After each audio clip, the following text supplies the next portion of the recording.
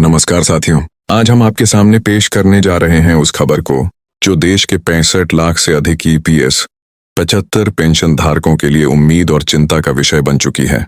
यह केवल खबर नहीं है बल्कि उन लाखों बुजुर्गों की आवाज है जिन्होंने अपनी जवानी इस देश की सेवा में लगा दी और अब अपनी बचे हुए जीवन में सम्मानजनक पेंशन और स्वास्थ्य सुरक्षा की उम्मीद कर रहे हैं। आज हम आपको विस्तार से बताएंगे कि किस तरह से यह आंदोलन शुरू हुआ, किस तरह से इसे संसद तक पहुंचाया गया और आपके खाते में 500 की पेंशन आने की संभावना कैसे बन रही है। ईपीएस 75 पेंशन धारकों की वास्तविक स्थिति बेहद ही गंभीर है।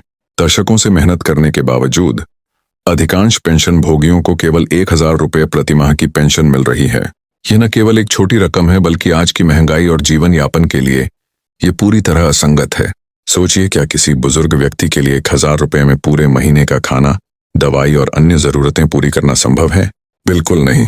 यही असमानता और अन्याय पेंशन भोगियों को सड़क पर और संसद के दरवाजों तक लाने का कारण बना।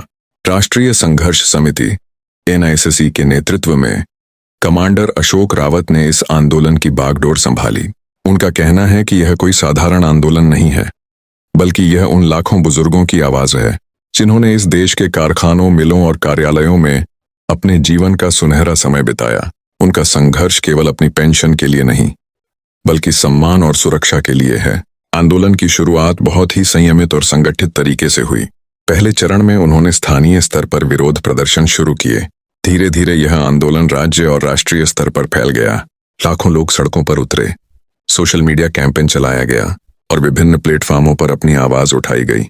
पेंशन भोगियों की मांगें स्पष्ट और तार्किक थीं। न्यूनतम पेंशन 17,500 रुपये प्रतिमाह, महंगाई भत्ते, DA में बढ़ोतरी और बुजुर्गों के लिए मुफ्त चिकित्सा सुविधा।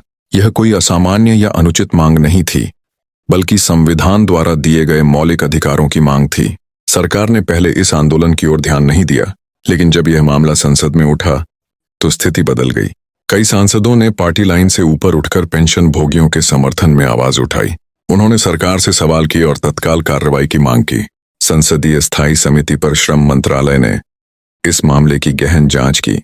उनकी रिपोर्ट ने स्पष्ट किया कि 1000 रुपये की पेंशन न केवल अपर्याप्त है बल्कि अमानवीय है। समिति ने सुझाव दिया कि न्यूनतम पेंशन को 7,500 रुपये प्रतिमाह किया जाना चाहिए। यह पेंशन भोगियों की जीत की दिशा में एक महत्वपूर्ण कदम था। केंद्रीय कर्मचारी भविष्य निधि संगठन EPFO ने भी आंतरिक रूप से पेंशन बढ़ाने का प्रस्ताव तैयार कर लिया। इस प्रस्ताव में न्यूनतम पेंशन को 1000 से 7,500 रुपये तक बढ़ाने की योजना शामिल थी। अब यह प्रस्ताव वित्त मंत्रालय और प्रधानमंत्री कार्यालय की अंतिम मंजूरी का इंतजार कर रहा है।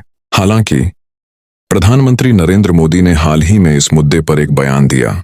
उन्होंने पेंशन भोगियों की समस्याओं पर सरकार की संवेदनशीलता जताई, लेकिन साथ ही यह संकेत दिया कि आर्थिक बोझ के कारण पेंशन को एक ही बार में 700 रुपये तक बढ़ाना संभव नहीं है। इसके बजाय सरकार चरणबद्ध तरीके से पेंशन बढ़ाने पर विचार कर रही है। इस प्रस्ताव के अनुसार पहले चरण में पेंशन को 1000 रुपये से कुछ 100 रुपये बढ़ाया जा सकता है। उसके बाद धीरे धीरे इसे 2000 फिर और ऊपर ले जाया जाएगा।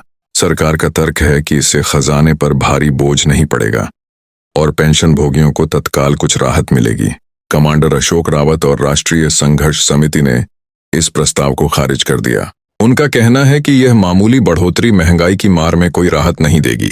उन्होंने साफ कहा कि उन्हें न्यूनतम पेंशन 7,500 रुपये, महंगाई भत्ते और मुफ्त चिकित्सा सुविधा से कम कुछ भी स्वीकार्य नहीं है।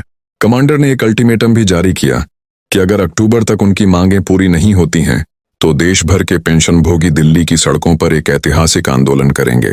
इसके लिए तैयारी अभी से शुरू हो चुकी है। सोशल मीडिया पर राष्ट्रव्यापी अभियान, YouTube चैनल और WhatsApp ग्रुप के माध्यम से सभी पेंशन भोगियों को जोड़ा जा रहा है। यह आंदोलन केवल कमांडर अशोक रावत का नहीं बल्कि हर पेंशन भोगी का आंदोलन है। इसमें जुड़कर हर व्यक्ति अपनी आवाज को मजबूती प्रदान कर सकता है। इस आंदोलन का उद्देश्य केवल पेंशन बढ़ाना नहीं बल्कि सम्मानजनक जीवन और सुरक्षा सुनिश्चित करना है। आंदोलन की सफलता के लिए महत्वपूर्ण है कि हर पेंशन भोगी एकजुट रहे। प्रत्येक कमेंट, प्रत्येक शेयर और प्रत्येक पोस्ट इस लड़ाई को मजबूत बनाती है। कमांडर अशोक रावत का कहना है कि जब हमारी संख्या करोड़ों में होगी तो सरकार पर दबाव भी बढ़ेगा। आज हम आपको यह बताना चाहते हैं कि आपके लिए क्या संभावनाएं हैं। कई पेंशन भोगियों के खातों में पहले ही 100 या 150 रुपये की बढ़ी हुई पेंशन आ चुकी है। यह संकेत है कि सरकार धीरे धीरे कदम उठा रही है, लेकिन पूरी मांग को पूरा करने के लिए दबाव बनाए रखना आवश्यक है। हर पेंशन भोगी को यह समझना होगा कि यह लड़ाई केवल आर्थिक नहीं बल्कि सम्मान और अधिकार की है। बुजुर्गों ने इस देश के निर्माण में योगदान दिया है और अब उनका जीवन सम्मानजनक होना चाहिए। कमांडर अशोक रावत ने सभी पेंशन भोगियों से अपील की है कि वे इस आंदोलन से जुड़े रहें, जानकारी साझा करें और अपने दोस्तों और परिवार को भी इस आंदोलन में शामिल करें।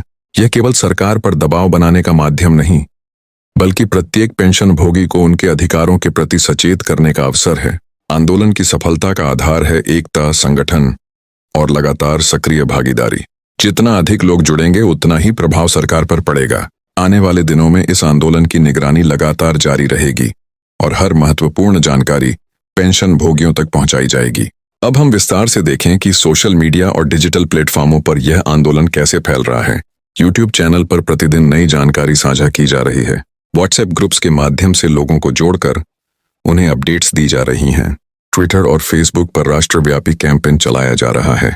इससे लाखों लोग अपनी आवाज ऑनलाइन भी उठा रहे हैं और सरकार पर दबाव बढ़ा रहे हैं। सिर्फ सोशल मीडिया ही नहीं, स्थानीय स्तर पर भी बड़े विरोध प्रदर्शन हो रहे हैं। लोग अपने अपने जिलों में एकजुट होकर प्रदर्शन कर रहे हैं। ये दिखाता है कि यह आंदोलन पूरी तरह ग्रास रूट से शुरू हुआ और अब नेशनल लेवल तक पहुंच चुका है। कई पेंशन भोगियों ने अपनी व्यक्तिगत कहानी साझा की, जिनमें से कुछ बताते हैं कि 1000 रुपये में महीने का खर्चा कैसे पूरा किया जाता है। कुछ लोग अपनी दवाइयों के खर्च और भोजन की मुश्किलों का जिक्र करते हैं।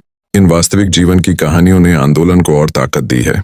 हर कहानी सरकार और जनता के लिए एक चेतावनी है कि बुजुर्गों के अधिकारों की अनदेखी नहीं की जा सकती। संसद में इस मुद्दे पर चर्चा ने आंदोलन को और मजबूती दी। कुछ सांसदों ने कड़े सवाल किए और पेंशन भोगियों के समर्थन में अपनी राय व्यक्त की।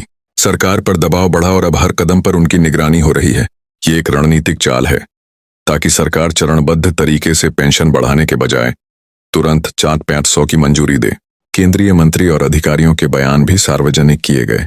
इसमें संकेत है कि सरकार धीरे धीरे कदम उठा रही है, लेकिन पेंशन भोगियों की मांग के अनुसार पूर्ण पेंशन और भत्ते की मंजूरी अभी शेष है।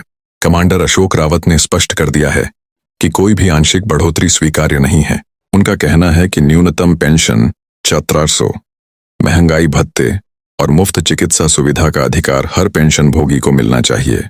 अगर सरकार अक्टूबर तक इस पर फैसला नहीं करती है तो देश भर में एक ऐतिहासिक आंदोलन होगा। आंदोलन की तैयारी जारी है। हर राज्य में लोगों को जोड़ा जा रहा है। व्हाट्सएप और यूट्यूब के माध्यम से दिशा निर्देश साझा किए जा रहे हैं। लोग अपने अनुभव साझा कर रहे हैं और आंदोलन की ताकत बढ़ा रहे हैं। हर पेंशन भोगी की भागीदारी इस आंदोलन की सफलता के लिए आवश्यक है।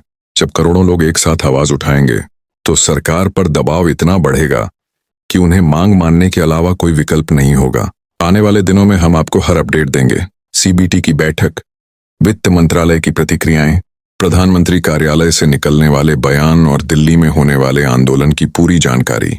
यह सब जानकारी आपको कैपकट के लिए तैयार टीटीएस स्क्रिप्ट के रूप में भी दी जा रही है। कुछ पेंशन भोगियों के खातों में बढ़ी हुई पेंशन पहले ही आनी शुरू हो चुकी है। यह संकेत है कि सरकार दबाव महसूस कर रही है और धीरे धीरे कदम उठा रही है। लेकिन पूरी मांग को पाने के लिए एकजुट रहना और दबाव बनाए रखना जरूरी है। हर पेंशन भोगी को यह समझना होगा कि यह केवल आर्थिक मांग नहीं है, यह सम्मान, अधिकार और सुरक्षित भविष्य की लड़ाई है। हम सभी मिलकर इसे सफल बना सकते हैं। अंततः यह लड़ाई किसी एक व्यक्ति या समिति की नहीं है, यह हर पेंशन भोगी की लड़ाई है। जब सभी लोग मिलकर आवाज उठाएंगे तो सरकार पर दबाव बढ़ेगा और उनका हक सुनिश्चित होगा।